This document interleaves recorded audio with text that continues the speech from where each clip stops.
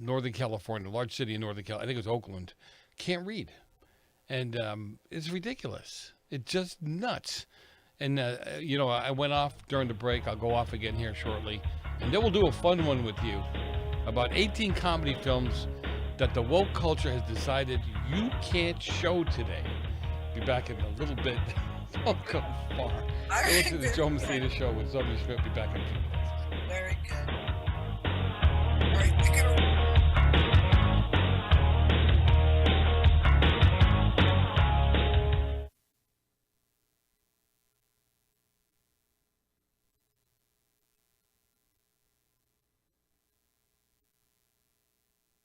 The Joe Messina Show. The hate is the hate is the hate.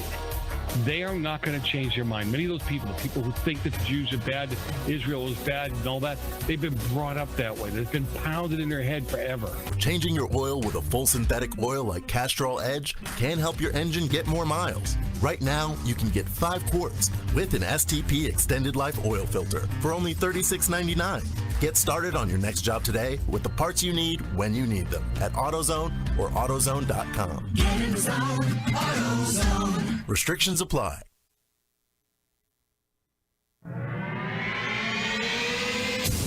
If you don't want to hear real facts on social and political issues, then stop listening now.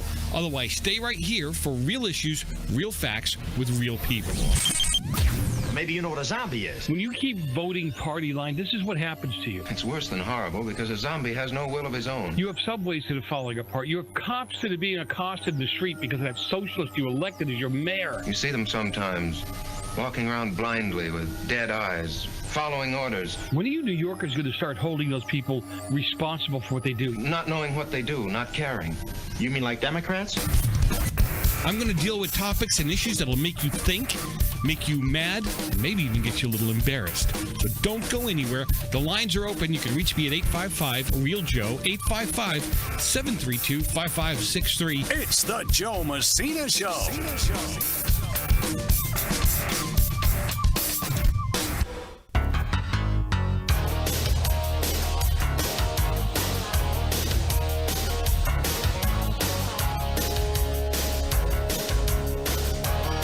Welcome back to another session of Insanity right here on the Joe Messina Show. Always a pleasure to have you with me. I appreciate the time you're spending with us here on the air. In the chat room, texting, tweeting, being part of the conversation.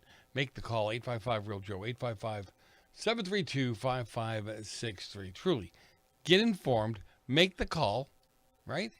And what can I tell you?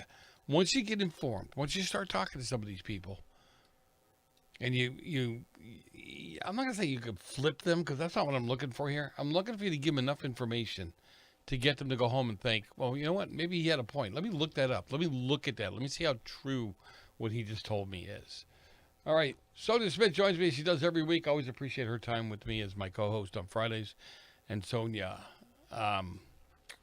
during the break, yes. I was telling you that there seems to be a trend happening across the country.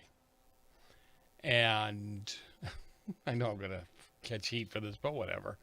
2 more deans have been charged with plagiarizing their doctorates and stuff, whatever it is you have to write to get in to become the diversity, equity, and inclusion deans at MIT. Now, it's not just MIT, right? So here's what bothers me, though. It's not just that.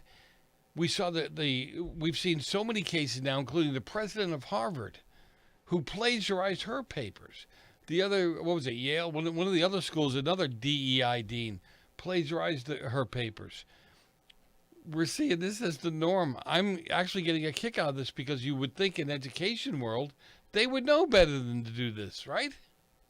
I honestly think that they wouldn't give a crap if the rest of us were yowling about this because they don't care. Again, what did we say before the break?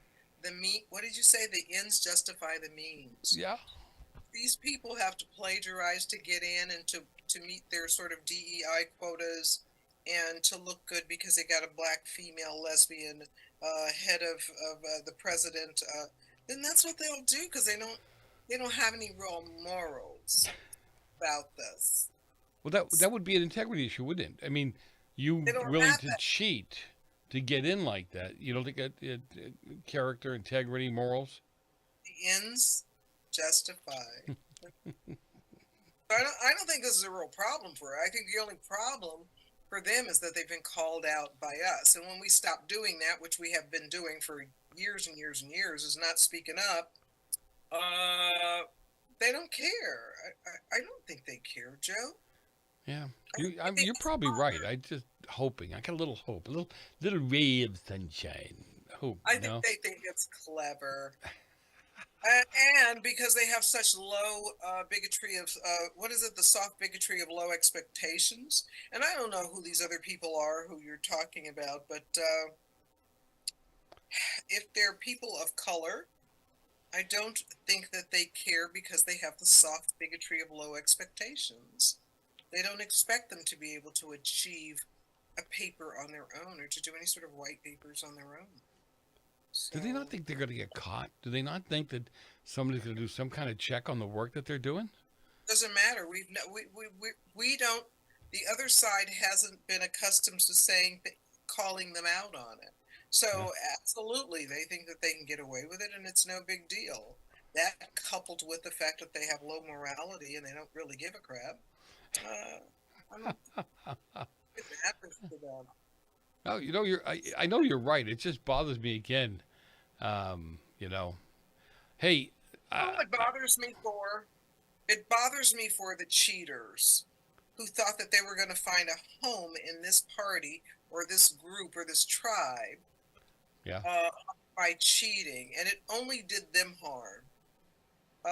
So I feel sorry for them. I feel really sorry for them that they thought that they were going to have a home in this tribe, and this tribe was going to say, okay, you're not smart enough, so you get to cheat, and we're gonna throw a blind eye. Wow.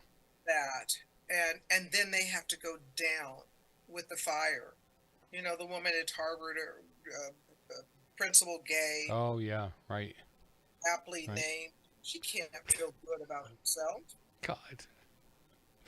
She achieved greatness. She achieved something that she never would have thought.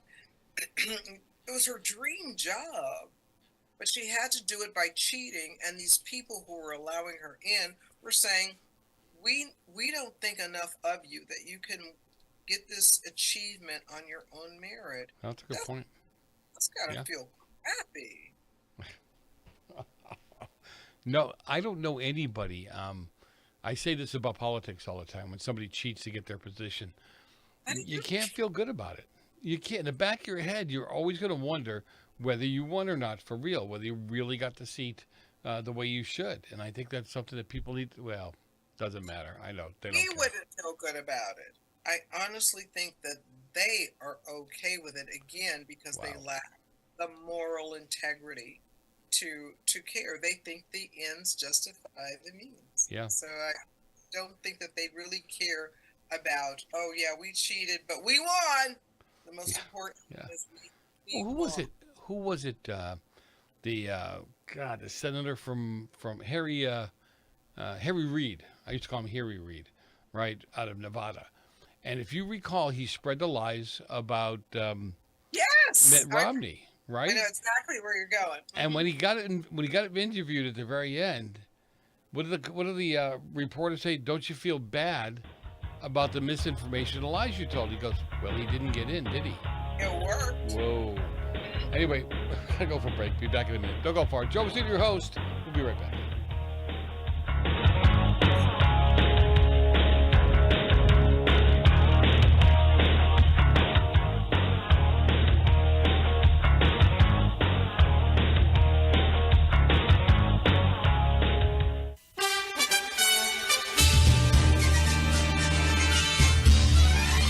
Have an American flag that was made everywhere else but America? Joe Messina here, host of the Joe Messina Show. I'm always asking you to buy items made in America whenever you can, and I'm putting my money where my mouth is. I own and fly an American flag made by Grace Alley, and I love it. I can hardly walk by it without saluting. Let's keep the unemployment rate low and buy American. Grace Alley flags are made right here in America by American workers. These embroidered flags are made well, and you'll be proud to fly them. Stop sending your money overseas. Keep it right here in America. These flags are fully endorsed by the U.S. government for all American flag requirements. You can find them on Amazon, eBay, and at GraceAlley.com. Get one for the house, the office, well, and your bedroom. Why not? Again, you can find them at Amazon, eBay, and GraceAlley.com. God bless you, and God bless America.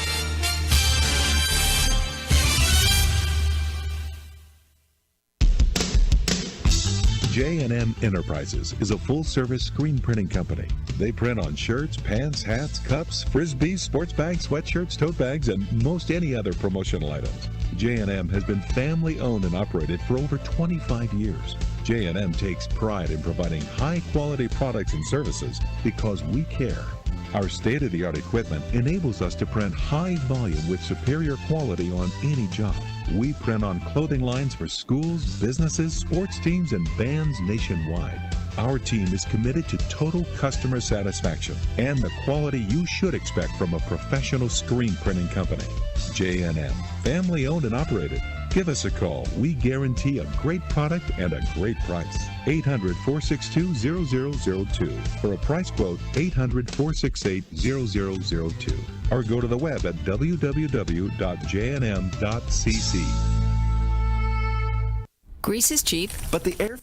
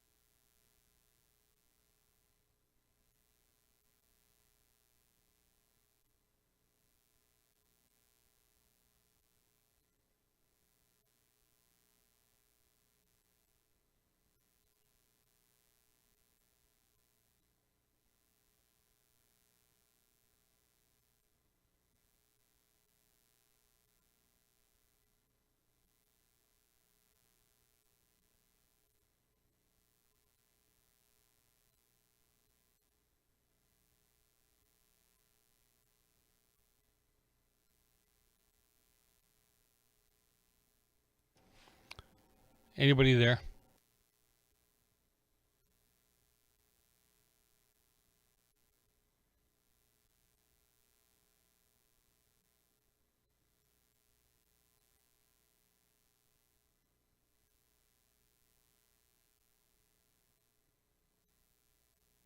Isn't that just like a wow? Brings a knife to a gunfight.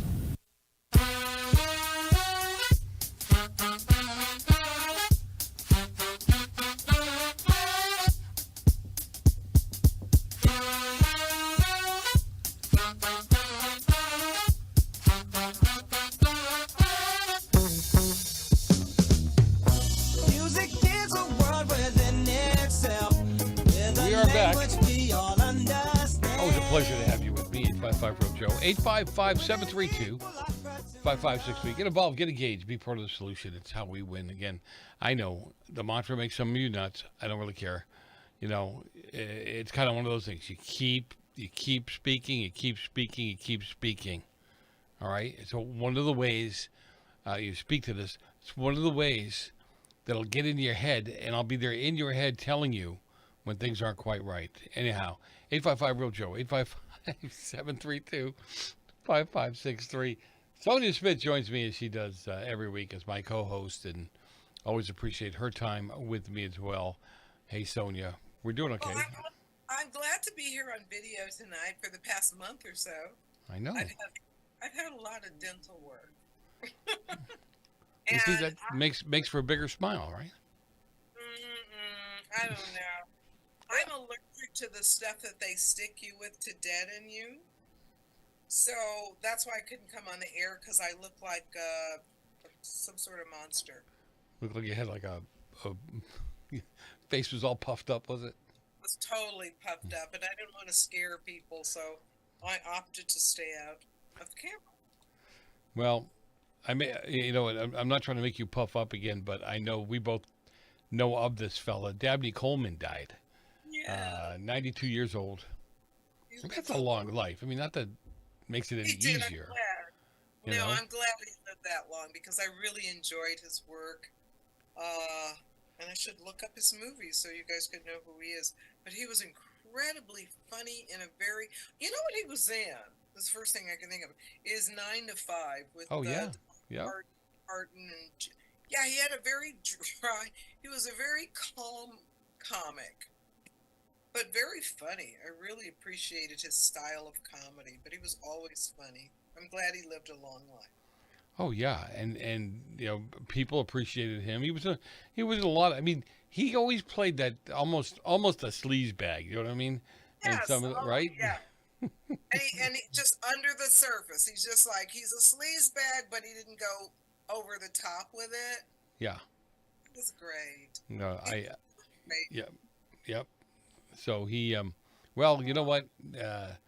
Like I said, he had a long life. His family loved him. They were there for him at the end, and that's cool. So that's good. I'm glad. You didn't hear anything about him politically or any of that stuff. No. He was that you could just love. And, no, he was a true. I mean, I don't know. What do you call a true professional there in Hollywood? He stayed out of the fray, stayed out of that stuff. That's old school. He's 92, so he grew up in a time where, it was probably more Republican than it is now, but also he had sense enough to keep your personal business out of it. Just do your craft and call it a day. Yep. I don't know the man. I never worked with him at all. But I'm glad to know his work. That's all I got to say. I'm glad to know his work. So here's something that you and I rail on it a lot. It drives me nuts. It comes to education. Certain communities totally trust the Democrat Party when it comes to education. I don't know of many. I don't know of any, but there probably are some major cities whose education system is run by Republicans. All right. Okay. And a new study reveals that only 2 out of 10 black students can read in Oakland, California, one of the biggest school districts in the country. So you have to sit here and think, okay, this is one of those times where, do you care about your kids? Do you care about what's going on? You need to start holding their... I'm not even telling you to vote for a Republican. You need to hold their feet to the fire. They won't step up, but you need to try anyway. I'm surprised they're doing that good, Joe, to be honest. What's that? I'm surprised they're doing that well. Oh, God.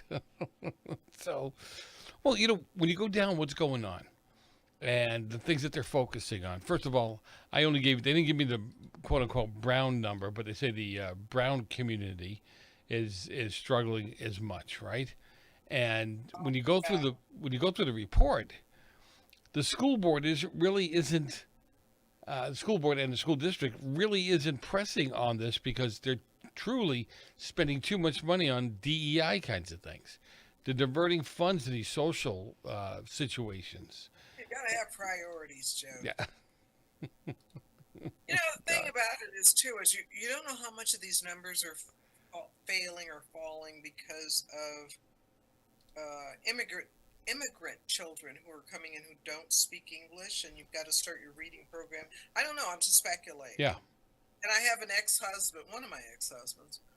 He he was one of the people who took part in this whole ESL program, and then later admitted maybe it didn't do the good that we thought it would do. Well, where is he now? Come on. Trust me, he ain't gonna come public and say that, but he just kind of like squeaked that out to us when I had been saying this forever. So weird. Okay, but where's the black community or the brown community? You know, I ask this question all the time. If my kids were failing like that, if I knew that we were having that many troubles, I'd be looking for answers. Okay? Yeah, but you told the story. I've heard your story about discovering when one of your kids was reading below grade level. If you're not doing that, or let's just throw this out there, if you're not reading at grade, That's true. Okay. how do you surmise that with your kids? You just assume that they go to school, they're learning everything they need to learn, including reading. So you don't do checkup work, and you're not doing reading with them. I used to be so offended.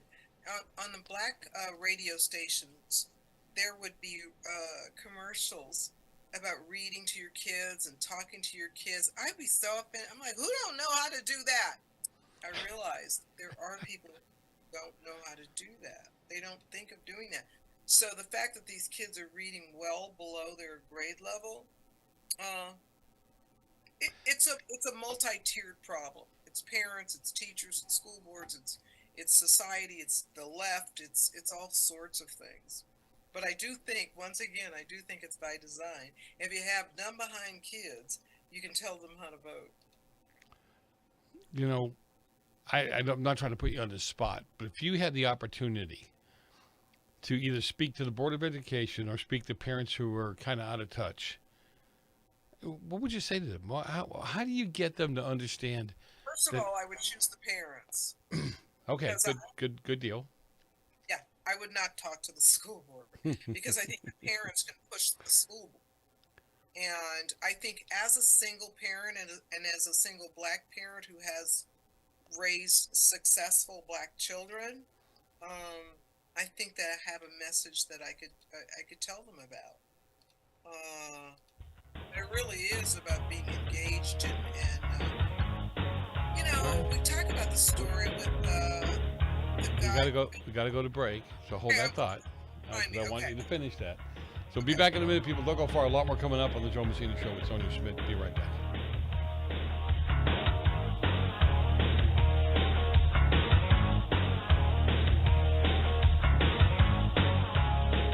Attention small business owners. This could be the most important 10-minute call you will ever make. You could recover up to $26,000 per employee today. And all you have to do is make one short 10-minute call to take your business up a notch or bounce back from these difficult couple of years. Omega Accounting Solutions can help you recover any payroll tax overpayments you made during the pandemic. You may even be eligible to receive up to $26,000 per employee. All it takes is a quick, easy, free 10-minute ERC consultation to determine if you qualify. Omega is the small business champion with teams dedicated to maximizing tax credits. They know their stuff so well that CPAs and payroll companies even turn to Omega for ERC tax guidance. Call 800-300-9ERC. That's 800-300-9ERC. 1-800-300-9ERC. Or visit OmegaTaxCredit.com. Okay, I'm talking funny because I'm in the witness protection program. I have too much credit card debt and I don't want people to find me. Okay, I'm just kidding. We're going to talk about credit card debt. Right, those plastic things that we all have in our wallet. Are you in your 50s or 60s and you're still carrying around a mound of credit card debt? Wouldn't it be nice to start banking that money and save a little money for retirement down the road? We help people restructure their credit card debt all the time. We show people how they can get out of credit credit card debt in months, not years. Listen, you'll be carrying around credit card debt for the rest of your life unless you deal with it right now. We offer a free consultation so you can learn how you can finally wipe out your credit card debt and start saving money. Give us a free call right now. Call Debt Solutions Network now. 866-451-3328. 866-451-3328. That's 866-451-3328.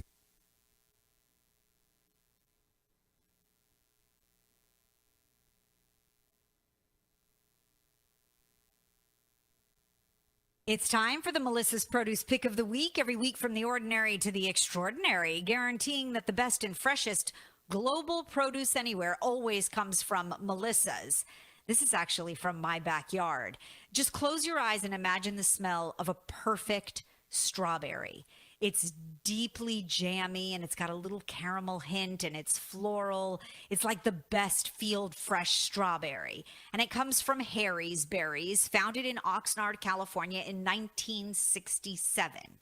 They are organic, no chemical pesticides, and you get the deep red berry full of flavor every single time. They are available exclusively from Melissa's. So please order your Harry's Berries now. Go to melissas.com and you will find the best, the freshest global produce anywhere, especially Harry's Berries strawberries at the peak of their season now. We're going abroad for the first time in years. To Spain. But we don't speak Spanish. So we started using Babbel. And started learning Spanish fast. With Babbel, you can start having conversations in another language in just 3 weeks. Babbel's conversational method teaches you real-life words and phrases. And with Babbel's interactive bite-sized lessons, you'll remember what you learned. ¿Cómo te llamas? ¿Cómo te llamas? ¿De dónde eres? ¿De dónde eres? When you learn a language, you want to actually use it. Babbel is designed with that goal in mind. In just 3 weeks, we're starting to have conversations in Spanish. Estoy muy emocionado para ir a España contigo. Aww. He just said, I'm very excited to go to Spain with you. Vamos a tener mucha diversión. And that means we're going to have so much fun. Sí. Gracias, Babbel. Babbel, language for life. Celebrating 10 million subscriptions sold. Just go to Babbel.com and start learning a new language today. That's Babbel.com. Babbel.com. Babbel.com. And now, there's a crime scene waiting. Oh, excuse me. El Sino de Crimo. That is not Italian, and I do speak English. Oh, really? Prove it.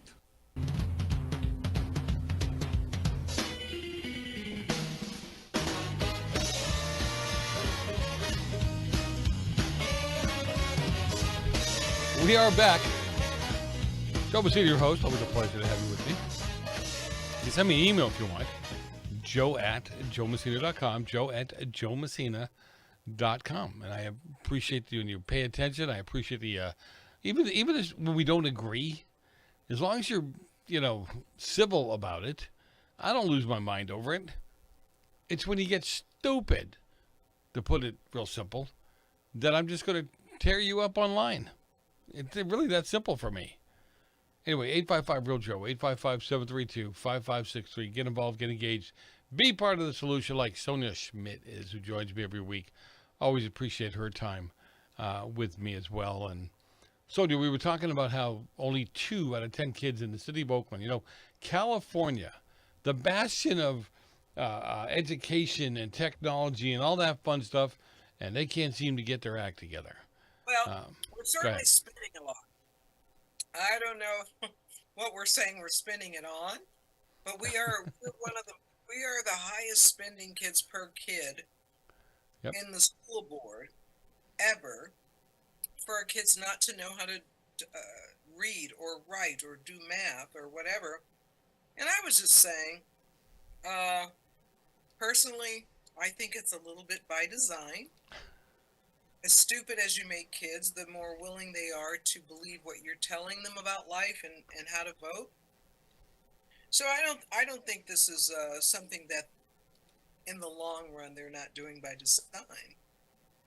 But I also think that parents aren't engaged, but not necessarily because of neglect, but you're talking about generations of parents who've also not been taught to read and how not to educate and do math and whatever. So they don't really know what they're looking at. Listen, when I was homeschooling my grandkid, and by the time we got him to 5th grade, and I was like, okay, I can't help no more. And then I went to public school, so I no. So I don't know that I want to point the finger at parents or blame them or all that, because we're talking now, this isn't a one generational thing. We're talking about several generations of dumbed down people because of California public schools and in other places as well, especially when you look at blue states. So do they know that their kids are operating under a lower educational status? Do they know that? Are they being negligent at not knowing that? I'm not going to put that on them. I don't think they know. I think they trust that when they send their kids to school, they're getting the education that you expect them or hope that they get. And you're not going over the homework, and you don't even know if what you're looking at is right or wrong because you haven't had the educational background. Oh, and sure. I will tell you that I grew up in an environment. I grew up in the hood, but across the street, this is the weirdest situation ever. Across the street was a predominantly Japanese community, which was entirely education focused, and they were like, I want to say second generation or first generation Japanese people.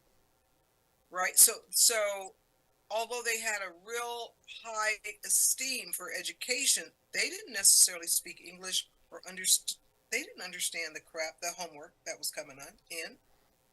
So they didn't help their children, but they had an expectation that their children understood what was going on in the classroom and that they were able to do the work. This whole helping your kids with homework crap, this is a new phenomenon. This is not, you ain't supposed to, you don't have to do this.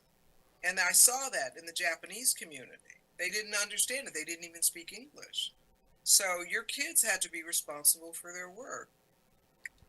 No, I hear you. And remember, I remind people, I grew up in that kind of environment where the kids that were coming to my school, Catholic school, by the way, but the kids that were coming to my school was the same thing. They had just got here off the boat.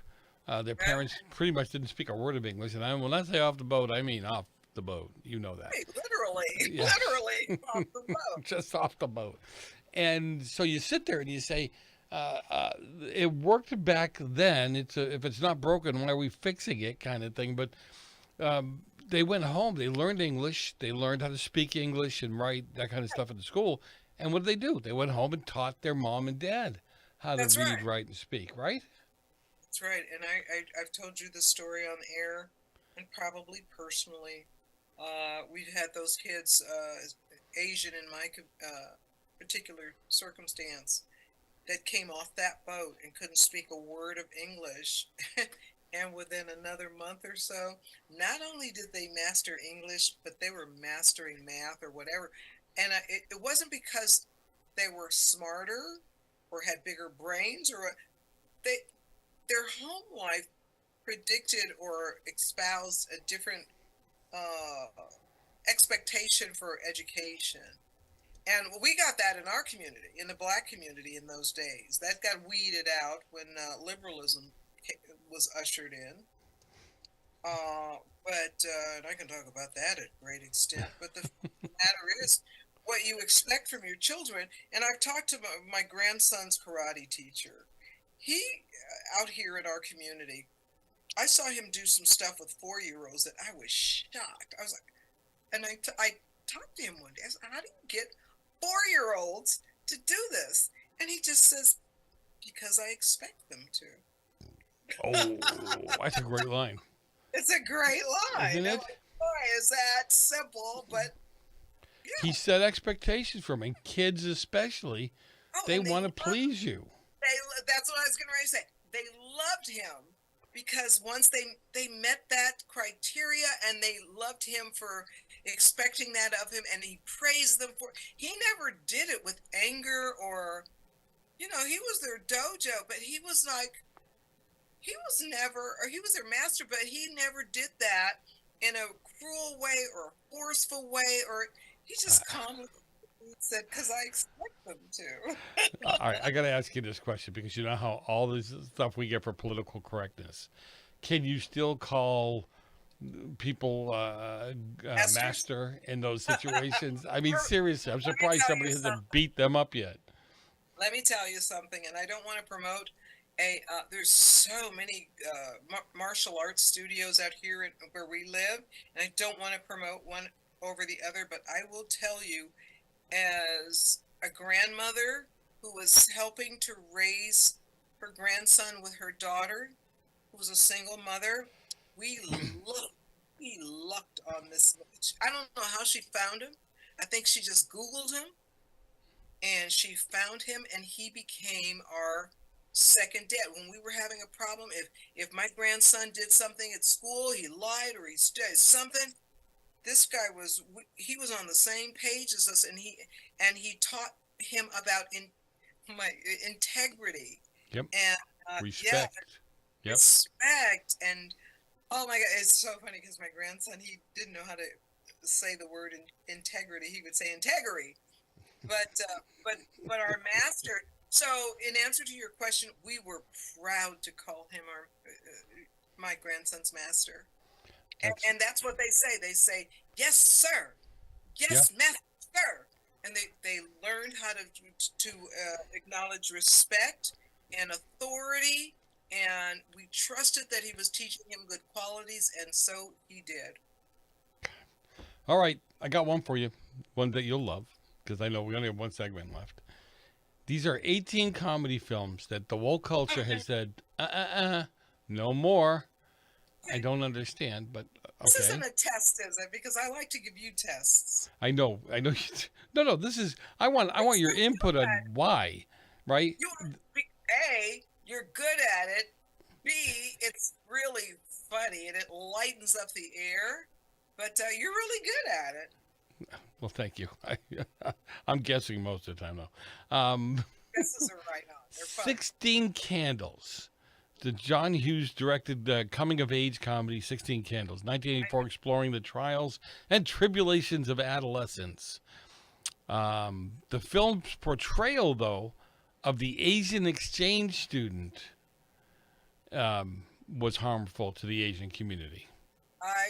You know what? I know a lot of Asian people, and I never saw one that was suffering. Here's the thing about Asians and Jews. They try to slow down because of a movie, okay? They do what they got to do. Let's see. How about Tropic Thunder? Did you see that? Oh my God, did I see it? It's on a constant loop. All right, well, we got a commercial. When we come back, I got to find out, A, why it's on a constant loop, and why would the young folks have a problem with it. Be back in a few minutes, people. Don't go far. A lot more with Sonja Schmidt when we return.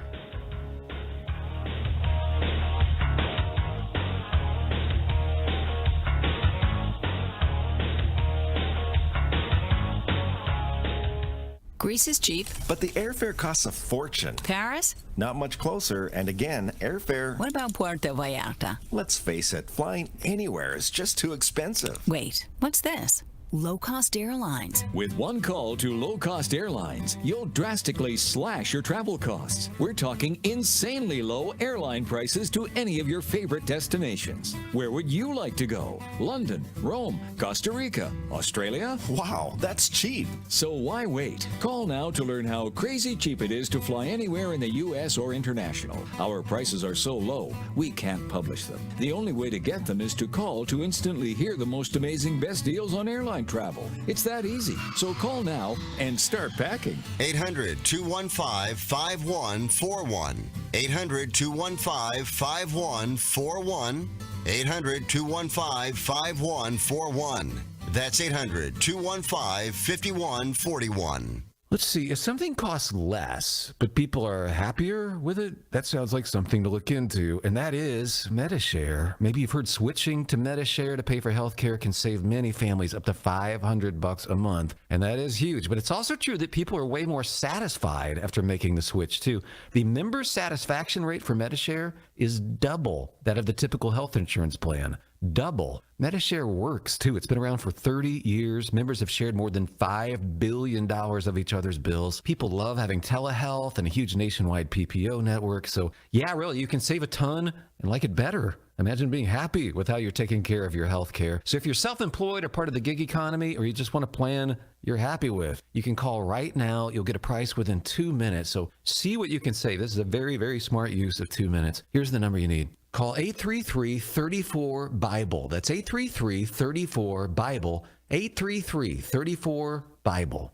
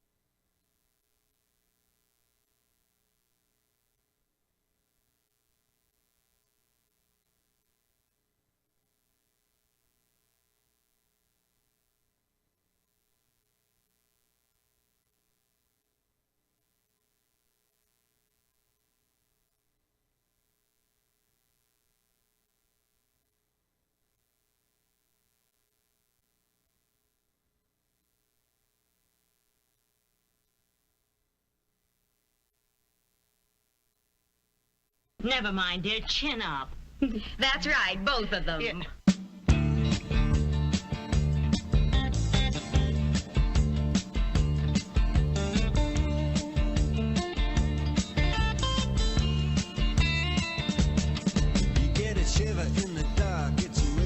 We are back.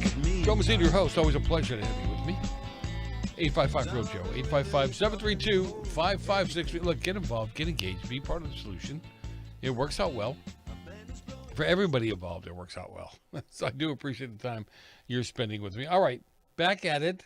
Let's bring Sonja Schmidt back on. She's my co-host on Fridays. Always appreciate her time with me. Yeah, you bet. Now you're the one having to explain to me about these movies that I haven't seen and don't get half the I'm time. so happy to get you more involved in movies and In cinema. movies. Yeah, there you go. Yeah, entertainment in general. So this topic is what? I forgot. These are 18 comedy films that woke culture will not allow today. Oh, okay. Got it. Tropic Thunder. Absolutely. So they tried to get that film shut down. And Really? for some odd reason, for some odd reason, they couldn't get. So this is a movie where, how do I explain this simply? A bunch of actors were pretending to be Vietnam vets, and somehow they got sucked into the war. And they were actors who were now, oh my God, we're in the war. Well, Robert Downey Jr. plays a black actor, so he's in blackface, and it is so funny, and it so holds up. I've watched it recently. It's hilarious. I have a very militant, overly sensitive Afrocentric daughter who watched it recently, says this is so funny. And it's the one film, and I've seen Robert Downey Jr. in a lot of films, and I'm like, this must have been his most fun film. But you got to have a sense of humor, folks. Well, yeah. Woke is synonymous with no humor. Yeah. So the humor. So if I can think it's funny, and if my woke, she's not woke, but if my Afrocentric daughter can think it's funny, just give it a try. It's hilarious. He says some very politically incorrect things. He's the one, and I'm going to repeat it because this is what this is about. But he talks about films as his he's blackface, and he's talking to another actor about films. He's talking about Cuba Gooding, who played in a movie where he went retard. And he goes, never go full retard. That was his problem. You never go full retard. You got to go ahead. I'm like, first of all, you're not supposed to say that. No, it's hilarious. It's great. Robert Downey Jr., bless his heart, he's come a long, long way. So he has over the years. Just a funny aside. Robert Downey Jr. was in trouble because of his drug use, and he was on trial. Yeah. And he was trying to throw his what do you call that? He's throwing his hat down. He's like, Judge, Your Honor, I will never do this. I feel so sorry for what I've done. He's trying to take the whole sword, Then he starts laughing, and he says, "Who am I kidding?" He's like, I'm so totally doing it. Oh, God. That's one of the funniest live moments I've ever seen on television. And I'm sure he's cleaned up his act, and I'm proud of him for doing his deed. But that was That's hilarious. All right, how about Weird Science? Okay. And because they're concocting a woman, the perfect woman. Yes, and this is the part I think is hilarious. These woke women are accusing this film of objectifying women, and look at what they put out there, as what a woman should look like, or, you know what I'm saying? No. They're saying feminist-wise, these two young high school, but it makes sense. They're not doing anything that's rude. They're high school guys, and they are concocting a woman in what they think the perfect woman is. And it turns out that this woman is much more powerful than they are, intellectually and all that. So if they have a problem with that, then they're goofy. Oh, they're looking for a problem. They're right? No, these are high school kids, and it's their perception of what a perfect woman is. All right, Silver Streak, and you know why, right? Black guy, white guy? They're using blackface. Because Gene Wilder used blackface in the movie, and it's not acceptable. That's their only beef. If Richard Pryor didn't have a problem with it, and he's the blackest black man I know, then why you got a problem with it? That's what I mean. Oh, Three Amigos. Ain't that? Because. I know what it is. It's the white savior complex. These three white guys come into a Mexican town, and they have to save the town against bandito. Well, that's that's the second part of it. The first part of it is, let me see, they say because they're worried about the stereotypes that are portrayed in the movie and the cultural appropriation by the three amigos. Interesting, but once again, like the movie we just talked about, these are three white guys who are actors in Hollywood, and they get thrust into this environment of a real Mexican town. Yep. And they're not coming to save the day. In fact, they're very inept.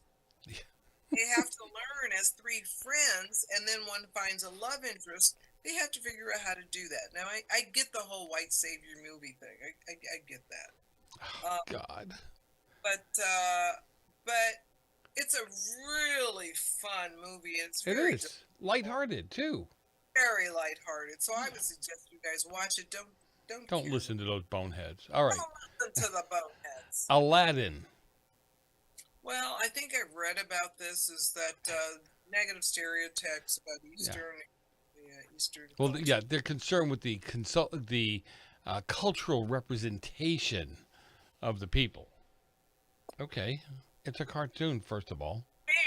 For me, and I have to tell you, for me, if I see a movie and they've got this Eastern Indian hot guy in a little vest and some pants and belly's, I'm like, woo! I don't think that's negative. You're putting your money down, right? Is that what you're saying? Put my money down. Oh God. Oh, I don't want to read the description here. I want to try to figure this one out. Ace Ventura, Pet Detective. What? Well, you know what? I can't speak on that. I know Jim Carrey was doing it when I was working on In Living Color.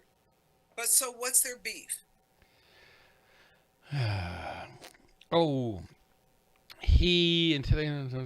It says it has concerns surrounding its portrayal of transgender individuals, modern sensibilities, prioritize respectful and accurate representation.